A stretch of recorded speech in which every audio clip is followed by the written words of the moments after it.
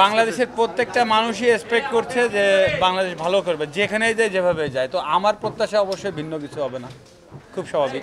আর একাদশ নিয়ে কি আপনি কোনো ধারণা নেই, বলছিলেন? না, আমার সিরিয়াসলি কোনো ধারণা নাই, আমি দেখি নাই।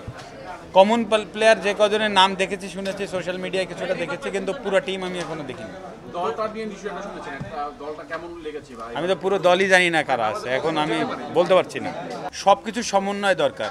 আপনাদের প্রথম ফোকাসটা, আমি তো বললাম, স্পোর্টস এমন একটা জিনিস যেখানে আছে আপনার ইনভেস্টমেন্ট প্রয়োজন।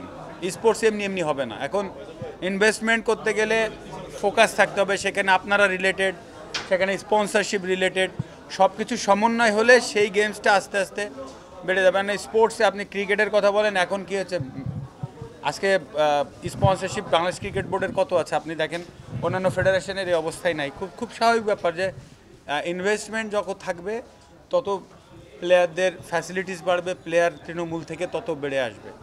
তো আমাদের এই জায়গাটায় অন্যান্য গেমসে ল্যাকিংস আছে বলে এই প্রবলেমগুলো হয়।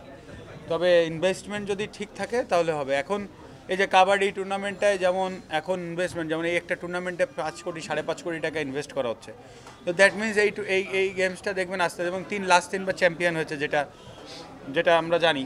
তো এটা তো এই কারণে উঠে আসছে। তো এটাই বিষয় যে আপনি যখন প্লেয়ারদের যত্ন নিতে জানবেন, যত্ন নেওয়া হবে, তখন আস্তে আস্তে যত্নটা কি, যে তার ট্রেনিং ফ্যাসিলিটিস করা, তার কোনো ইনজুরি হলে সেটা প্রিভেনশনের জন্য একটা ভালো ট্রিটমেন্ট, হ্যাঁ, তার পরিবার নিয়ে মোটামুটি হেলদি থাকতে পারে, তার একটা সুব্যবস্থা, এইগুলো জিনিসগুলো এনশিওর করলে কিন্তু আপনি দেখবেন যে তৃণমূল থেকে মানুষ উঠে আসবে। আজকে কাবাডি খেলছে, আজকে বিভিন্ন জায়গায় খেলছে, কারণ কি, তারা চিন্তা করে যে একটা সরকারি চাকরি হয়তো বা পাইতে পারি একটা টপ লেভেলে খেললে। তো দেখেন এই কারণে কিন্তু এইসব স্পোর্টসগুলো এখনও বেঁচে আছে।